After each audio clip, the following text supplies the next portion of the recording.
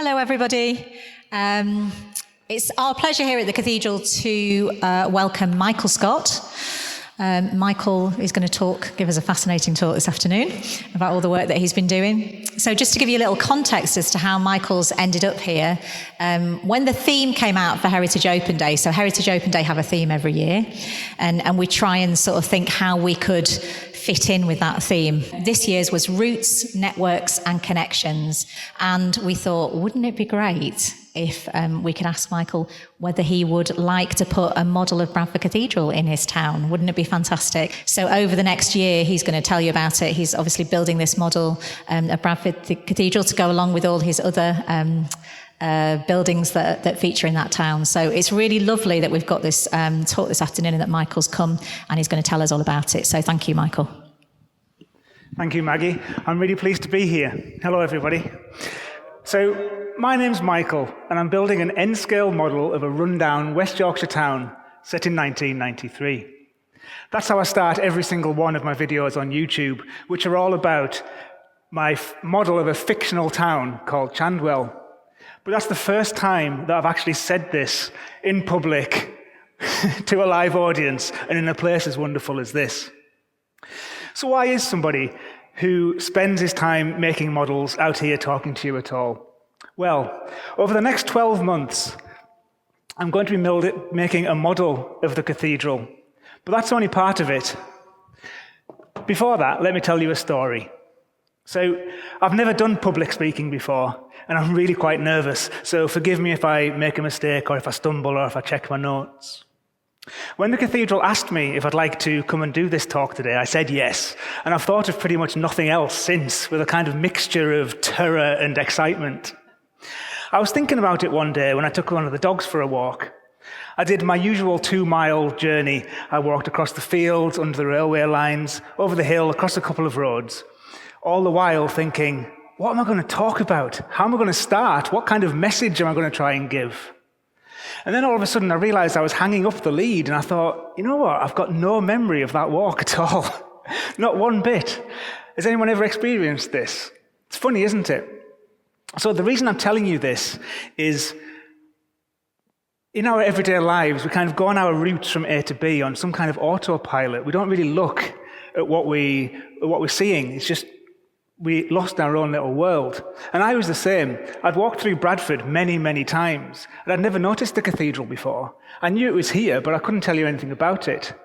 And in fact, I realized that was how I went through my everyday life generally.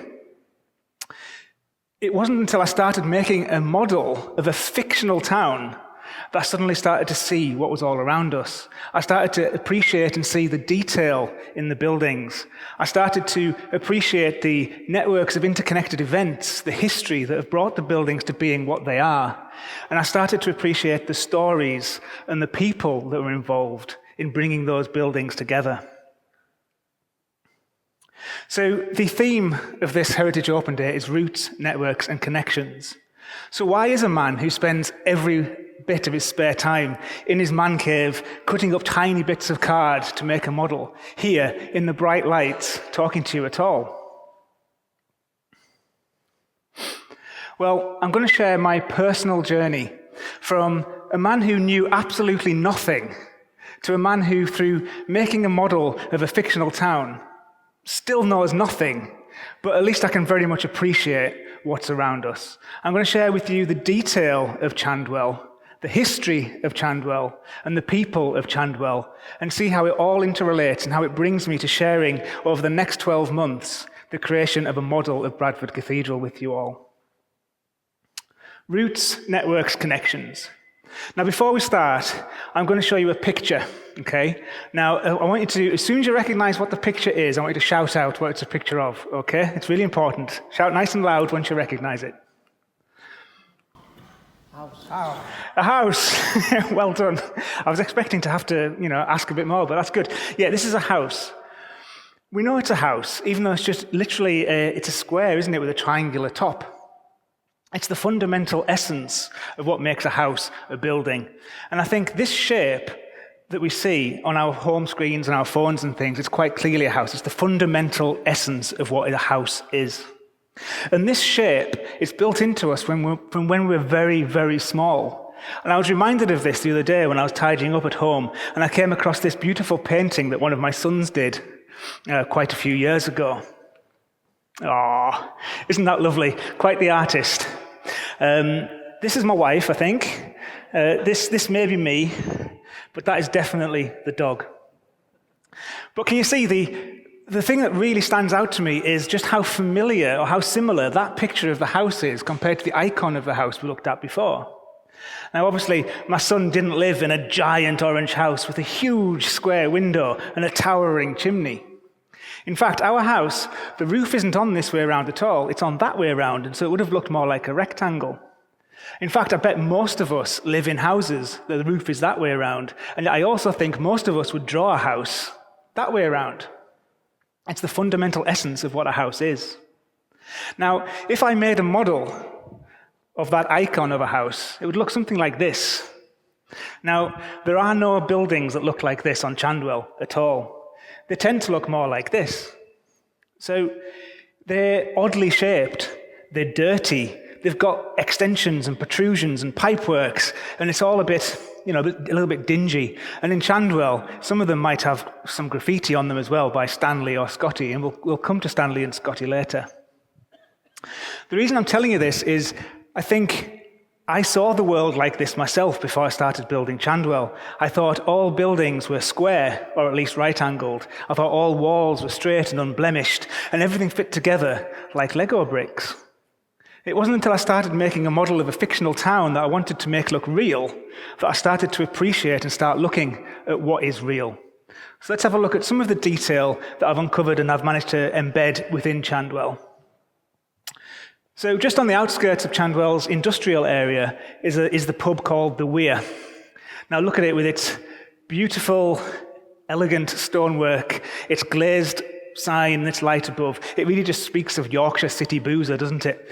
This is actually based upon the new beehive in Bradford. But if we take a look from above, we'll see that unlike the new beehive, there's not a single right angle in place. The weir in Chandwell, it's been squeezed like a lozenge shape into the spare bit of ground between Robert's Weir and the viaduct. And you see the examples of this all over the place when you start looking. Buildings fit into the most odd-shaped pieces of ground to use up all the available space. It's not just the shapes of buildings either that is interesting. Take a look along any of our high streets and you find the most interesting buildings that have changed usage over time. Take, for example, if we go across the market precinct, we end up at Chandwell's premier car parts supplier, Revs. Now, Revs wasn't always a car parts supplier. It's in a building that beforehand was a Methodist chapel, and before that was a Wesleyan assembly hall. Now, I've borrowed the building and most of its history from Chapel House in Ilkley. It's a much more elegant block of flats in Ilkley now.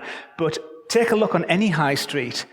As you're walking along, look up, look behind the modern signage, and you see all kinds of interesting elements of what the buildings used to be used for. And you see excellent examples of this down on Market Street in Bradford. Just opposite Revs, we have Fashion Focus and Lasbrooks next to the Earl Chandfield Hotel. If you look at that, you think, that's a little bit strange. This is a 3-story building. This is a 3-story building. Have I made some kind of mistake? The top of the roof here, it doesn't even come up to the sills on the hotel. It looks really strange, and I was wondering, has he made a mistake? Well, actually, no. And I've driven and walked past these buildings in Ilkley countless times for 15 years without ever really noticing. But the real thing is exactly the same as that. Huge, elegant, beautiful Victorian hotel next to a 1970s building, maybe. And the difference is astonishing. And I can't help but notice these differences now as I go along my routes from A to B in my real life. Just opposite Lasbrooks and Fashion Focus, we have Chandwell's Old Town Hall. That's another example of a building that's been repurposed. It's not the town hall anymore. It's now a bed shop and a cheesy nightclub. But the detail on this building, now in my model I used decorative fingernail art and sugar balls to make the details. But once you're actually walking along past buildings, look up and you'll see all the fabulous detail. And there's detail like that in the cathedral as well, which over the 12 months I really want to capture in my model. So it took making a model to start really appreciating this. And I'd challenge you to go outside and look at any building. The details that you see in the stonework, in the actual buildings themselves, will be absolutely fantastic. And there's some examples of it in Little Germany out there. Choose any random building, and what you see will be absolutely fantastic. So, roots, networks, connections. Why am I here? Why are you here? Why are you here? Why are we here? In a place like this, the question, why am I here, can take on really deep meaning. But I'm not asking a deep metaphysical question. Has anyone ever had one of those conversations with a young child where they'll ask you a question and you'll answer and they'll say, why? So you answer that question and they'll say, why? I used to both love and hate that question in equal measure from my children. But it is sometimes fun to ask, isn't it? So why am I here? Well, I'm here because Phil and Maggie asked me to come and do a talk on Heritage Open Day. Why? Well, because they saw my model on the BBC News one day. Why?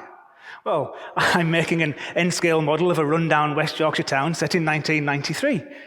Why? And you can go back and back and back. Eventually, maybe in my case, to one day, my mother taking her hands away from my 3-year-old eyes to reveal an Intercity 125 train going round and round an oval of track that my dad had put together for me. The rest, as they say, is history. That one spark, combined with other sparks, followed me around for 45 years. Combine it with a inspiring history teacher, my career in IT, a love of photography, and family holidays spent on the train travelling around West Yorkshire in 1993. Every part of our lives is an interconnected network of events that lead up to every given moment. And the same is true with buildings.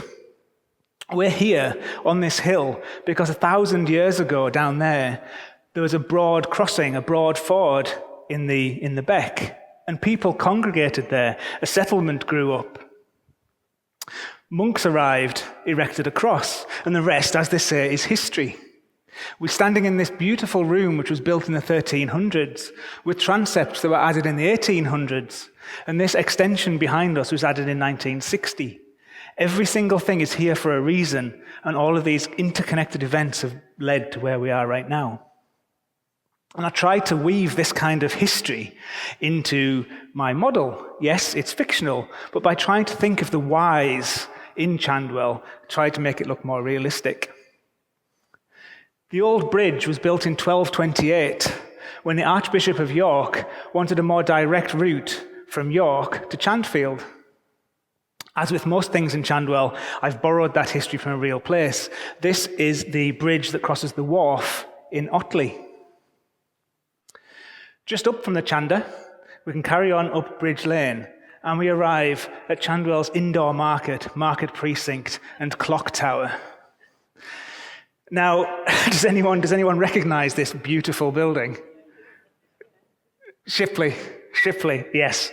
So, love it or hate it, the indoor market and the tower in Chandwell was built in the 1960s on ground cleared after the viaduct that took the branch line up Chanderdale up to Chandfield was knocked down, long before even Beeching got his axe in. And I'll leave it up to you to decide whether in a town of elegant Victorian buildings, this forward-facing vision in concrete and brick has aged well. So next time you're in Chandwell's indoor market, maybe picking up a bunch of flowers or a ball of wool, do give that some thought. So it's not just connections of networks of history that I've tried to weave into the village, into the town as well. I've added Graham and Grant to let and for sale signs all through the village, all through the town, before I eventually gave them premises on Station Road. So interconnected networks of events, of history, of people, of businesses, it all goes together to make the real thing. And that is evident when you stand here as well and look around everything on the walls and everything that Maggie was talking about before. And it took making a model of a fictional town to really start to appreciate that. So roots, networks, connections. I model smaller buildings, and they're made of card. They're quite sturdy, and dare I say it, they're more or less realistic. But my models don't start like that. I don't just dive in and start making them straight away. I start with a card mock-up. And the card mock-up is basically just folded cereal packet. This one's mainly Weetabix. This is the model of the cathedral. And the reason I start with a card mock-up is it helps me work out how it all goes together. It helps me make sure that I've got the proportions right, and it makes me understand how it's going to be constructed. And it also helps me solve any mistakes I might have made, and I've made quite a lot already in this. The cathedral, it's by far the biggest model I've ever attempted. I think it'll take the next 12 months to make. It's 23 individual pieces all glued together, and each one of those pieces is about the size of a normal model that I make. But doing a mock-up, it really helps you see how it all hangs together. It also helps you learn new things as well. So, for example, I learned that the tower isn't actually square. It's actually slightly rectangular. Here's a look at the mock-up of the house I showed you earlier. So it starts like this. It's just literally folded bits of card. Let's have a look. I've made a terraced house. It's 65 millimeters deep. But if you take the extension, it's actually 94 millimeters deep. It's 78 millimeters tall. I'm going to put it on my model railway in a line with the others because it's a terrace. Then when I've finished that, I might make another one, or I might make another terrace. It weighs about 10 grams. Are you still awake? It was fascinating, wasn't it? How about this one? I've finished the next part of Railway Terrace. I've made it in my usual way. I've used a card skeleton wrapped with Scalescenes textures, added with PVA glue and varnished in my usual way.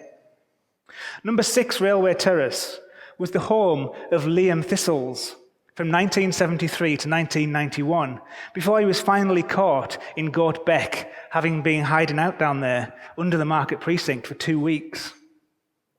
The house still has the Free Liam Thistles graffiti on it that was sprayed a couple of years ago.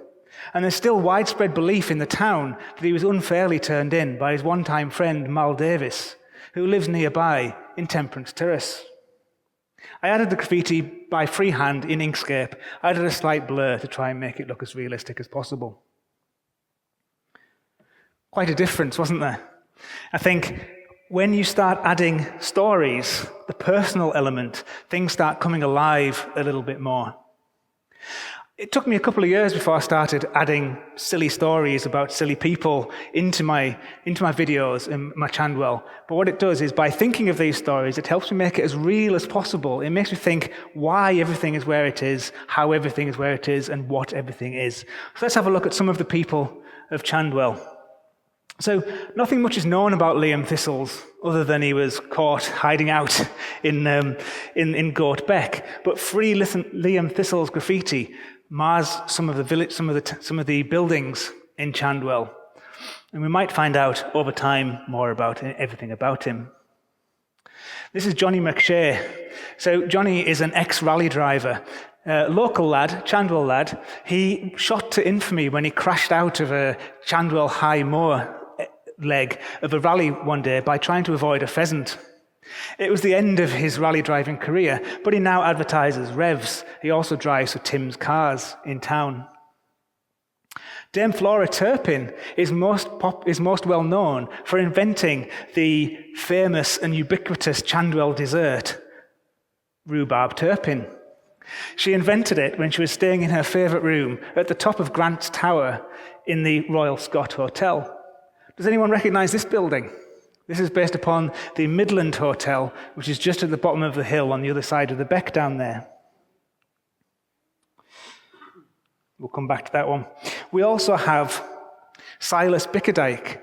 Silas is the presenter of the TV show Chandwell Then Now, and he's actually in this audience somewhere if you might be able to spot him. We've got Scotty and Stanley, the graffiti artists whose work mars a lot of the buildings in Chandwell. And nobody really knows anything about Stanley, other than the locals believe he probably lives in a cave up on Baker's Hill. We have other people as well. We've got Wendy, the formidable landlady of the Weir pub. We've got Tim of Tim's Cars and Ben of Ben's Beds. And Ben is also in the audience somewhere today. We've got the ice cream baron, Nikolai Delticoni. We've got Pippa of Pippa's Pantry. We've got the Earl of Chandfield. Boo, he's definitely the baddie of the piece.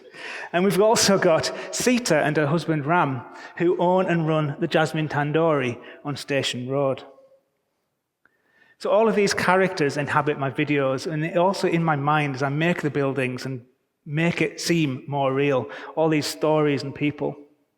But by far, the most popular person, anyone who watches, you know, Brittany Scroggins, yes. Absolute favourite of the channel, Brittany. She is played by my niece, Charlotte. She brings a smile to the town, and she works tirelessly for the Visit Chandwell Tourist Board, using their slogan, the best they could come up with with the town is, Chandwell, it's not as grim as you think it is. She's so popular, she even features in model form, about 7mm high, outside the Visit Chandwell Tourist Board, recording her latest video. So, Chandwell stories, they're a little bit daft, they're verging on the ridiculous, but I think people need these connections and these stories to make things much more real. And I noticed that once I started including stories of people in my videos, the number of subscribers that I were getting to my channel was increasing a lot, and the number of return viewers particularly went up as well. Now, it might have been to do with my growing confidence and my better presentation style, but I don't think it's a coincidence. I think people do watch for the ridiculous stories as much as watching me do modeling. Talking about the stories, let's have a look at some of the stories that are in Chandwell. This is the bridge that Jack the Breeze Sharpney drunkenly climbed and had to be rescued from after winning the Under-21s Northern Cup in Chandwell. This is Pockets, where Jimmy the Jewel Thompson was injured in an exhibition match. Speaking of Pockets and the awful Riding's house next door, these were only here because the culmination of the 1950s Chandwell ice cream war resulted in several buildings on Market Street burning down. This is T&C Bakery, where head baker Ted has won the Chandwell Advertiser Best Buns Award 5 years in a row. And let's not forget Ron Cuba-Siddle, the singing concierge, who used to sing one of his many, many railway-themed songs outside the Royal Scot Hotel's entrance on the station platform. And here is Goat Beck, where finally, in amongst the rubbish and the shopping trolley, Liam Thistles was finally apprehended after his 2 weeks hiding out down there. So these stories, they're ridiculous, they're verging on the silly.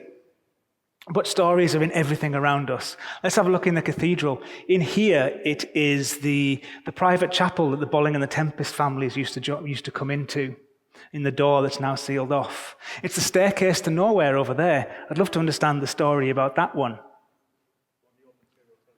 Pardon? There's a fan of your tour, Maggie. So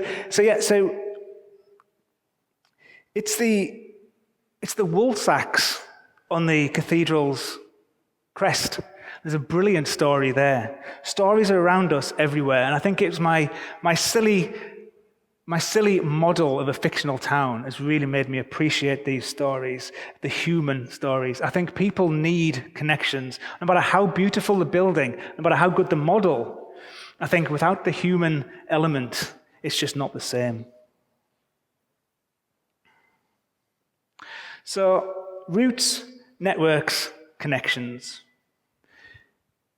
We're here in this beautiful building on Heritage Open Day. And we've had a look at the tower, we've been on one of the tours, we've looked at everything around us. And there's no doubting that this is a place with heritage. But what does that actually mean? Well, to me, I think it means it's the details. It's the details that you otherwise might miss. It's the priest's squint up in the wall up there. It's a piece of Saxon cross embedded in a wall. It's the 1.5 degrees slant of the weeping chancel that was added in the 1960s. The list goes on and on. There's details all around us. And there's no doubt that it is about the details, but I think it's more than that. I think it's all about also the history. The cathedral is here next to the old broad ford, Bradford.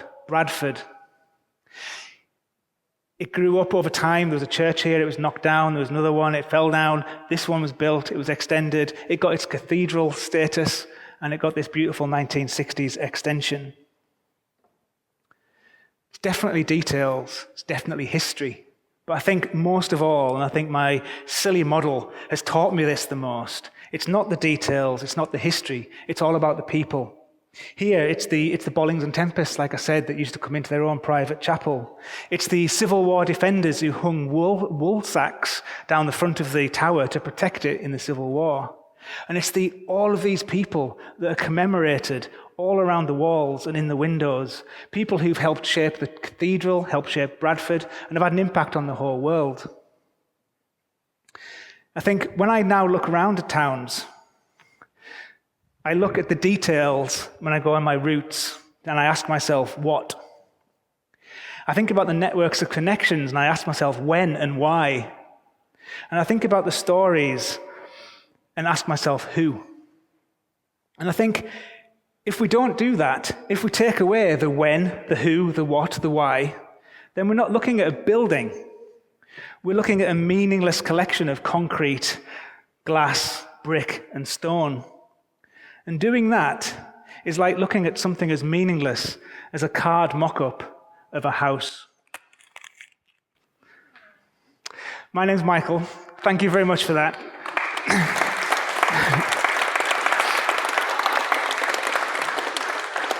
I think we've got some time for any questions and answers if anyone wants to talk about the models or what I've talked about. Happy to answer any questions if not. When's the video coming out? Well, if Phil's recorded it, it should be Friday. Hello. Yes. Do you hand paint any bits of the models, or is it mainly printed? Do I hand paint? I paint a few bits, so it's mainly printed. So it's mainly paper that's stuck onto card. But the downspouts, that's card that I've painted by hand, and I paint the chimney pots. So the chimney pots are just made out of cocktail stick. And then where you've got things like bits of detail, like on the main thing, like bits of concrete and tarmac, is that hand paint? No, so concrete and tarmac is also printed generally. So I print them, but I put washes of paint on to make them look dirty, to make them look a bit realistic. It's going to be a year to finish that. Yes. So what sorts of time does it take to make? Right, so so the question was, it's going to take a year to make the cathedral, and the question was how long to make something like this. So this one I made at a rush. I've been off work this week, so I needed this model building to come to this talk. So I started this on Friday, so it only took a few days. But that was all my time, mainly all my spare time. So generally, something like this would take maybe 3 or 4 weeks, just because I do it in my spare time. But like I said, the cathedral, there's a lot of detail to the cathedral. So This is one of those windows up there that I did as a test. So that's actually made from 7 or 8 sheets of paper, and it takes a long time to do. So there's a lot of detail. If you look at all of the windows that are going to have to be, and I cut them out by hand. I don't use laser cutters or anything like that. I do it by hand. So it's very time consuming to do.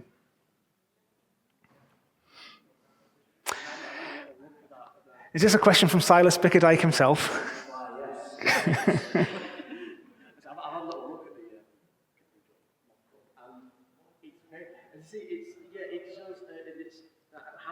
Has there been any sort of, has been like a lot of reading into this building's history in order to make sure as many details are there? So the question is, did I have done lots of reading about the cathedral to get the details? No, I have done very little reading, actually, because I don't need to. I've got a much better resource than any book. I've got Maggie Myers, who's around somewhere. She's disappeared. But Where is she? Hiding somewhere. There she is. Yes. So you don't need to read books when you've got a Maggie Myers. She can answer any question you wish. And it's been absolutely fabulous learning everything about the cathedral from you. We had several tours. We've had a look at all kinds of things. And if you've watched my videos on the cathedral build, then Maggie features on each of those, and there's always something to learn. It's really interesting. I have looked at the model at the back of the church. So there's a beautiful model. It's a much bigger scale than the one that I'm doing. But yeah, it was a very good inspiration. It's made of wood rather than mine's made of card. But I think it was made in 1898. Now, if mine still exists in, I don't know, 2125, then that's going to be fantastic, isn't it? But it's something to look forward to and live up to.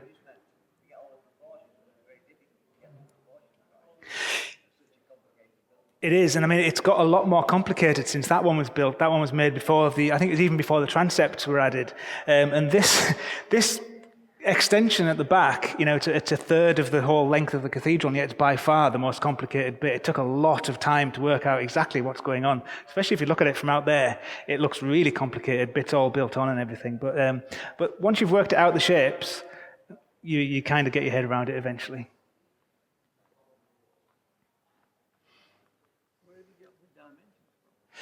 The dimensions, I got the dimensions from a few different areas. So one of my favorite ways to do it is to do measurements just off Google Earth. So you can measure to get roughly right. Phil over there's helped. He's run around with his measuring stick and his ruler and his everything, and he's been up and down the tower for me a couple of times to get the measurements right. So that really helped. We do have access to some of the architectural drawings of the modern parts, which is really helpful. So it's generally right, but I'm not striving for millimeter perfect exactness. As long as it looks and is recognizably Bradford Cathedral, I think I've done enough there.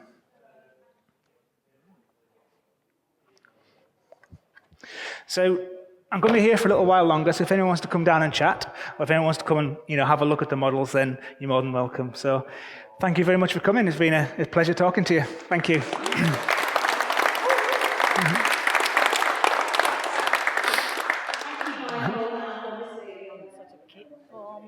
I started a few kits, so I learned from a few kits. It's strange talking and not hearing my voice around. So I started with a couple of kits, and I realised, the kits are just, they're glued together like this. I can probably do the same myself. So, yeah, let's get you some. Did you?